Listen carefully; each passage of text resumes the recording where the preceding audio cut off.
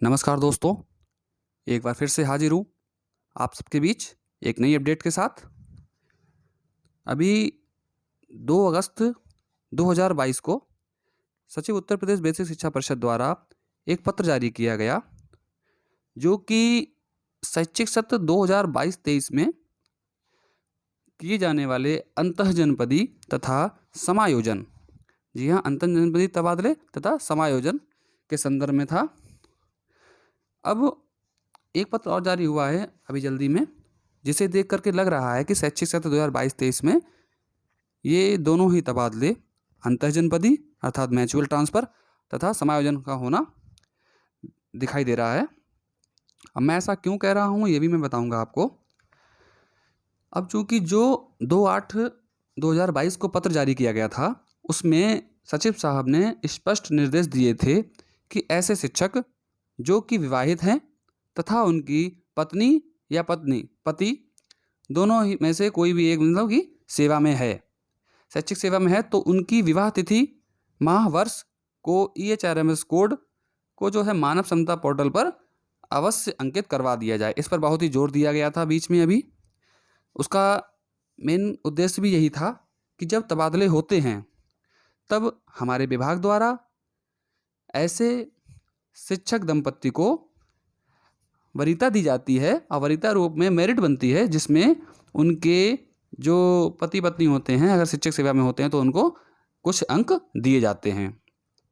वो अंक क्या होते हैं वो मैं आपको अगले वीडियो में फिर से स्पष्ट और पूरे जितना भी दिशा निर्देश है सब कुछ स्पष्ट करके अलग से बताऊंगा।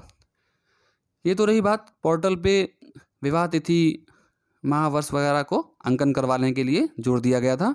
उसके बाद में उसमें एक बात और कही गई थी कि चिकित्सा स्वास्थ्य एवं परिवार कल्याण विभाग द्वारा 27/12/16 को एक जारी हुआ था शासनादेश। उसमें कुछ रोगों का वर्णन किया गया था।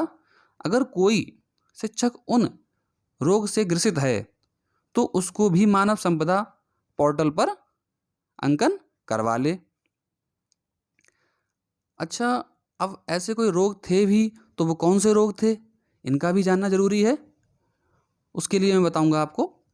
और वो जो रोग हैं या असाध्य रोग ही है या कोई भी गंभीर रोग है, वो उनका इलाज कहाँ से चल रहा है ये ज़्यादा जरूरी है, क्योंकि लोग लोकल में करा लेते हैं और बता देते हैं कि ऐसे नहीं ऐसे ये हमारा रोग है। तो शासन ने हॉस्पिटल भी तय कर दिए हैं कि आपको जो है इलाज कराना है तो उनसे ही कराना है। अगर उन वहाँ का प्रमाण पत्र रहेगा तो ये मान्य होगा।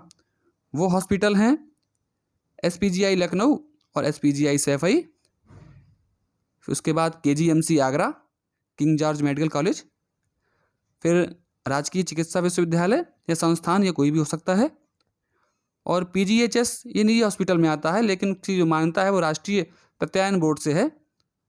इनके उपचार का जो भी सर्टिफिकेट है वो लगेगा, और जिनका भी इनसे उपचार चल रहा हो या इससे पहले किसी ने इन संस्थानों से उपचार कराया हो तो वहाँ के मेडिकल प्रमाण पत्र को अपने संबंधित जिले के जो CMO होता है, मुख्य चिकित्सा अधिकारी, उसके द्वारा प्रति हस्ताक्षरित होने पर ये मान्य कर दिया जाएगा। अब इस पत्र को जारी कर दिया गया था सचिव साहब द्वारा। उसके बाद में क्या हुआ कि जनपद गोंडा, जी हाँ, जनपद गोंडा के BSA साहब ने एक पत्र और जारी किया, जिसमें कि उन्होंने ये बताया कि जो पत्र पूर्व में जारी किया गया था उसके ही संदर्भ में ये पत्र था। उसमें BSA साहब ने कहा है कि लगभग 50 शिक्षक शिक्षिकाओं द्वारा स्वयं या पति पत्नी या अविवाहित पुत्र पुत्री के दिव्यांग या असाध्य रोग से ग्रसित होने के लिए प्रार्थना पत्र हमें प्राप्त हुए हैं। उनकी संख्या लगभग 50 है। ठीक है, अब वो ऐसा जो उन्होंने प्रार्थना पत्र दिया है वो सही है या गलत है, इसके लिए उन्होंने कहा है BSA गोंडा ने कि जिसकी उनकी बीमारी जो भी है उनके साक्ष्य का परीक्षण हो सके, ऐसा कि उस पर मानव क्षमता पोर्टल पर अंकन किया जाना है। अतः जो गोंडा जनपद के CMO साहब हैं उनको से ये उन्होंने अपेक्षा की कि एक मेडिकल बोर्ड का गठन कर दिया जाए, जिससे कार्यालय में उपस्थित हेतु कोई भी दिनांक या तिथि समय जो भी है समय है निर्धारण कर दिया जाए और हमारे जो 50 शिक्षक हैं वो वहाँ पर पहुँच जाएंगे। तो उनका परीक्षण हो जाएगा, जो भी उन्होंने अपना साक्ष्य लगाया है उसका भी परीक्षण हो जाएगा, सही है या गलत है, तो कार्यवाही आगे बढ़ेगी। अब जो पहले आदेश जारी हुआ था कि आप पोर्टल पर चढ़वाइए सारा डाटा जो भी है आपका, उसके बाद में जनपद गोंडा ने इसकी शुरुआत की कि ठीक है हमने करा लिया है, और उसको जो है परीक्षण के लिए सीएमओ सर को भी उन्होंने अपेक्षा कर ली है उनसे। अब इस तरह के आदेशों को देखकर ऐसा लग रहा है कि समय आ चुका है जब वो बहुप्रतीक्षित तबादले कार्यक्रम जारी होने को हैं। हुआ क्या था, ये एमआरसी कैंडिडेट जो थे, हमारे शिक्षक साथी थे, उनको जनपद आवंटन कर दिए गए और फिर विद्यालय आवंटन की कार्यवाही मूर्त रूप में लाने जाने लगी। इसलिए जो है ये कारण बताया जा रहा है कि आपके जो समायोजन है या अंतः जनपदीय तबादले हैं उनमें देरी हो रही है। तो ये सब हो जाएगा, आज तारीख है 16, आज हो जाएगा कंप्लीट उनका। उसके बाद में तबादले जो है होंगे, सारे तबादले ऑनलाइन पोर्टल के माध्यम से ही होंगे। अब 4 साल लगभग हो गए हैं और वो तबादले भी नहीं हुए हैं अंतः जनपद वाले। और पूर्व में 28 जुलाई को तबादला नीति भी जारी हो चुकी है।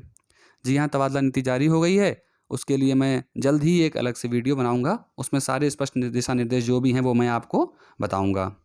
धन्यवाद साथियों।